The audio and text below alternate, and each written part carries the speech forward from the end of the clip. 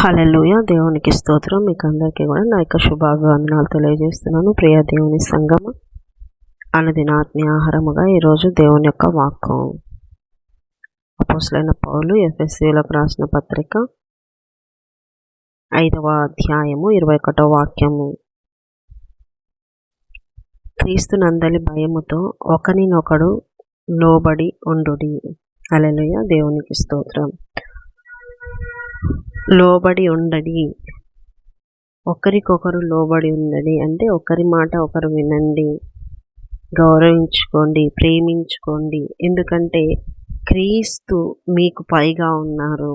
క్రీస్తు యందలి భయము చేత ఆయన ఉన్నాడు, ఆయన చూస్తున్నాడు, ఆయన వింటున్నాడు, ఆయన మనతో ఉన్నాడు. కాబట్టి ఒకరికొకరు మాట వింటూ ఆ మాటకు లోబడుతూ దేవుడు చెప్పినాడు కదా, లోబడి ఉండండి. స్త్రీలారా మీ సొంత పురుషులకు లోబడి ఉండండి. లోబడి ఉండాలి. ఆయన మాట చెప్పినాడు, లోబడి ఉండాలి. భర్తలారా మీ యొక్క భార్యలను ప్రేమించండి. లోబడి ఉండాలి, ప్రేమించాలి. ఆయనను పట్టించి ఆయన ఎందలి భయం చేత ఆయన చెప్పినాడు కాబట్టి, ఆ మాట దేవుడి నోటి నుండి వచ్చిన మాట కాబట్టి లోబడి ఉండాలి. దేవుని యందు లోబడి ఉండే బిడ్డలందరూ కూడా దేవుడు చెప్పిన మాటకు కూడా విధేయత చూపుతారు. భయము కలిగిన బిడ్డలందరూ కూడా విధేయత చూపి ఒక్కరి మాట వింటూ ఒకరు లోబడి దేవునికి ఇష్టంగా బ్రతుకుతారు. హల్లెలూయా. దేవునికి స్తోత్రం. అసలు క్రీస్తునందలి భయం ఉంటే నువ్వు యేసయ్య అంటే భయం ఉంటే, యేసయ్య అంటే ఆయన చెప్పిన వాక్కులు పట్ల నీకు భయం ఉంటే నువ్వు ఖచ్చితంగా లోబడతావు. పిల్లలారా మీ తల్లిదండ్రికి అన్ని విషయములలో లోబడి ఉండండి, విధేయత చూపండి. లోబడి ఉండండి, విధేయత చూపండి, వినండి.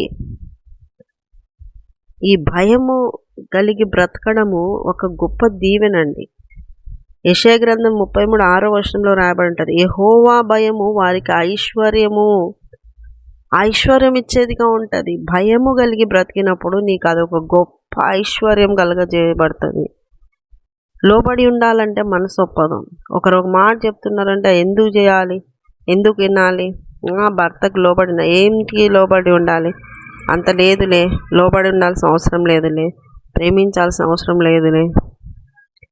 లోబడ్డం అంటే చాలామందికి ఇబ్బంది, ఇష్టం ఉండదు. వాళ్ళ మాట నెగ్గాలి, వాళ్ళ మాటనే వేరే వాళ్ళు వినాలి, వాళ్ళ మాట ప్రకారమే ఉండాలి.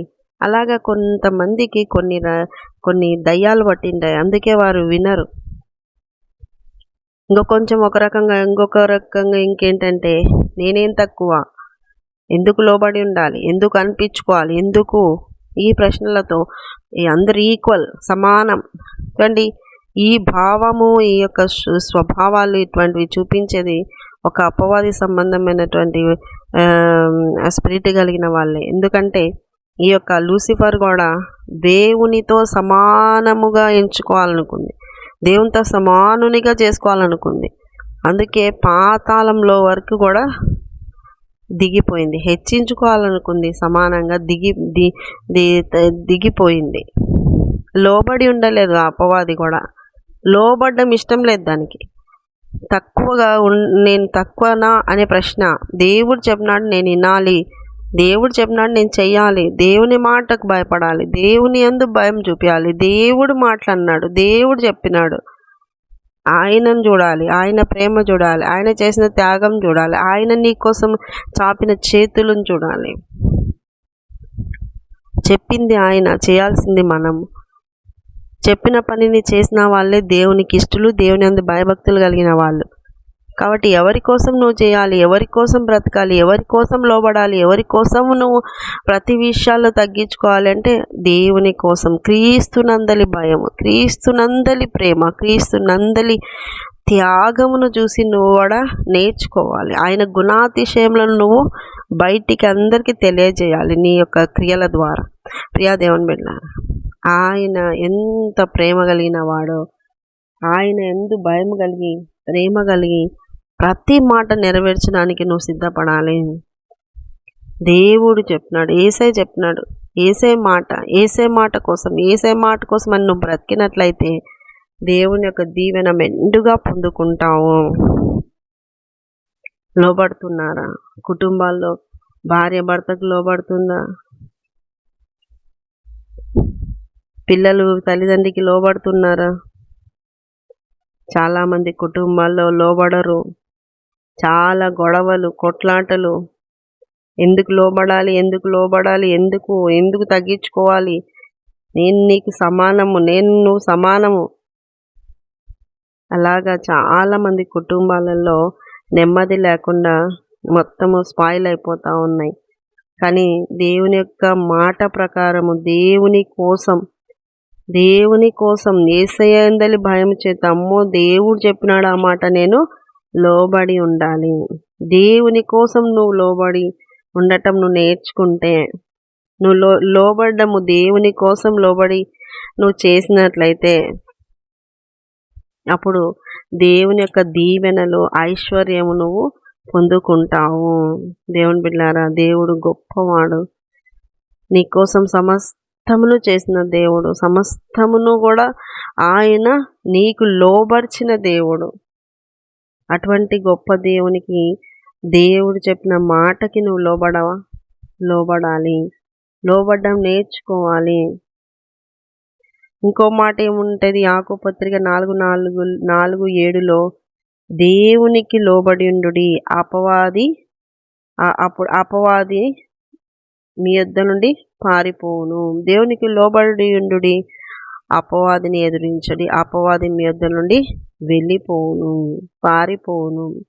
అంటే దేవునికి లోబడి ఉండడం అంటే దేవుడు చెప్పిన మాట వినడము. అప్పుడు అపవాదిని ఎదిరించగలిగే సామర్థ్యం పొందుతారు. క్రీస్తునందలి భయం చేత ఆయన చెప్పిన మాట నువ్వు చేస్తే, లోబడితే అక్కడ అపవాదిని ఎదిరిస్తావు, ఆ పరిస్థితిలో అపవాదిని జయిస్తావు. కాబట్టి లోబడే మనస్సు కలిగి బ్రతకండి. దేవునికి సాక్షులుగా నిలబడండి. దేవుని కోసం నిలబడండి. దేవుని కోసం లోబడండి. దేవుని కోసమే, దేవుని మాటను బట్టించి లోబడి దేవునికి మంచిగా దేవుని యొక్క గుణాతిశయాలలో ఈ లోబడి ఉండడం కూడా ఒకటని తెలియజేయండి. తండ్రికి లోబడినాడు, తల్లిదండ్రికి లోబడినాడు యేసయ్య. అలాగా మాదిరి చూపిన దేవుని లక్షణాలను నువ్వు కూడా ఈరోజున అనేక మందికి చూపించాలి. వాక్య ప్రకారంగా బ్రతికే బిడ్డలుగా మారండి. దేవుడు మనందరినీ దీవించి ఆశీర్వదించును గాక. చిన్న ప్రార్థన చేసుకున్న యేసయ్య నీకు వందనాలు. ప్రతి స్వభావము నాయన నీ యొక్క స్వభావములాగా మార్చబడినట్లుగా నేర్చుకొని ముందుకు సాగే కృప దయచేయమని, లోబడ్డం ఇష్టం లేని వాళ్ళంతా కూడా ప్రభువా నీ అందలి భయం చేత లోబడ్డం నేర్చుకొని చక్కగా వారి ప్రవర్తనను నీ మాట ప్రకారంగా మార్చుకుంటూ నీకు ఇష్టంగా బ్రతికే కృపతో నింపమని యేసు పరిశుద్ధ నామములో అడుగుతున్నాం మా తండ్రి. ఆమేన్, ఆమేన్, ఆమేన్. యేసు రక్తమే జయం, శిలువ రక్తమే జయం. ప్రవేశనామానికి సంపూర్ణ విజయం కలుగును గాక. Amen, amen, amen. Good morning, praise lord. దేవుడు మళ్ళీ దీవించి ఆశీర్వదించును గాక. ఆమేన్.